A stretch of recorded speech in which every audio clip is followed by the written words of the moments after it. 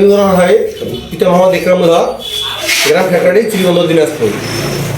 আসলে আমি এখন সচেতন নাগরিক। আমি লোকমুখে শুনতে পাই যে নদী থেকে অবৈধভাবে বালু উত্তোলন হচ্ছে ড্রাম ট্রাক করে। তাৎক্ষণিকভাবে আমি মোটরসাইকেল নিয়ে ওই নদীর মাঝখানে যাই, যে দেখি যে ড্রাম ট্রাকে ভেগু দিয়ে বালু লোড হচ্ছে। আমি আমার নিজের মোটরসাইকেলটার সামনে লাগাই দিয়ে প্রথমে এসিলেন্টকে ফোন করি। ফোন করার পরে উনি বলতেছে যে আপনি ইউনো স্যারকে ফোন করেন। তারপর ইউনো স্যারকে ফোন করি। ইউনো বলে যে আমি তো খুব ব্যস্ত, আপনি ডিসিকে ফোন করেন। ডিসিকে ফোন করি। ফোন করার পরে কোনো পদক্ষেপ আমি পাইনি।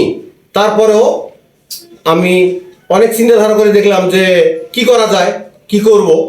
এক পর্যায়ে আমি আমতলির উদ্দেশ্যে রওনা দিলাম। এখন যে ভিকটিম ওইখানকার বালু তুলতেছে, ও বলতেছে যে আপনার সঙ্গে একটু দেখা করবো আমি। তো আমতলির বাজার তো আমারই বাজার বলা যায়, তাহলে আমতলির বাজারে তার সাথে আমি দেখা করলাম। এখন আমার নিজস্ব লোক দিয়ে সুকৌশলে আমাকে উচিতপুরে ডেকে নিয়ে বলে যে ভাই আমি ভুল করছি ভাই, এটা কি ক্ষমা করা যায় না? তো আমি বিষয়টা তাকে বললাম যে ক্ষমা করার আমি কেউ না, অবৈধভাবে আপনারা এখান থেকে তুলবেন সেই ব্যক্তিটা নাম হলো দুজন পার্টনার, একজন হলো প্লাবন চৌধুরী আর একটা হলো পারভেজ দাপের দেখায় একজন মেজর, তাই মেজর নাম হলো সাইফ খান। ওনার মাধ্যমে নদী থেকে বালু অবৈধভাবে নিয়মিত চলতেই থাকে, কিন্তু ডিসি ইউনো এসিলেন্টকে বলার পরও এর কোনো সুরাহা পাইনি।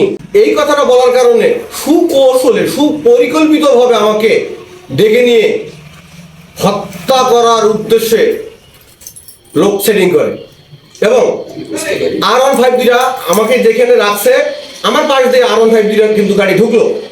ছোট বাচ্চা দুটো এসে আমাকে বললো ভাই এখানে কে দুইজন আছে।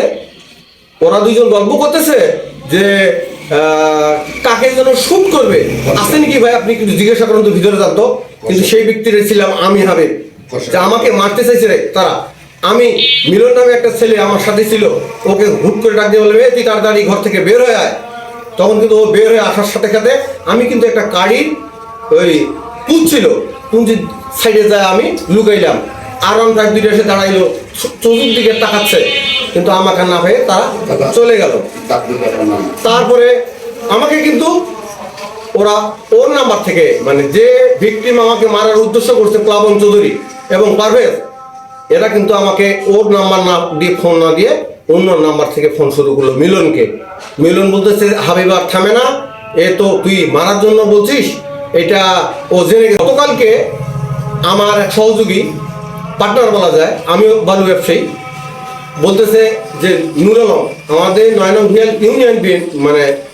ইউনিয়নের চেয়ারম্যান আব্দুল রাজ্জাক শাহ ভাতিজা নুর আলম মাসুদ আমার বন্ধুকে বলে যে প্লাবন বলছে যে হাবিবকে ওর অস্তিত্ব বিলীন করতে যদি 50 লক্ষ টাকা খরচ করতে হয় তারপরে আমি সেটা করব। রেকর্ড কিন্তু আমার সাথে আছে এবং বালু যে উত্তোলন করছে সেই ভিডিও ফুটেজটাও আমার কাছে আছে। আমি যেহেতু একজন বৈধ BIWT এর কর্তৃক বালু ব্যবসায়ী, তারা হলো অবৈধ এবং অবৈধভাবে নদী থেকে বালু উত্তোলন করায় বাধা প্রদান করায় আমার জীবনের সংশয়ে তারা হুমকি দিয়ে এবং তারা সুকৌশলে ডেকে নিয়ে হত্যা করার চেষ্টা করে। সুকৌশলে আমি বেঁচে যাই। আমি প্রশাসনের কাছে বলার পরেও কোনো সুরাহা পাই না। সংবাদ সম্মেলন করে আমি সরকারের কাছে বিনীত অনুরোধ করতেছি যে পুনরায় যেন এই ঘটনা না ঘটে।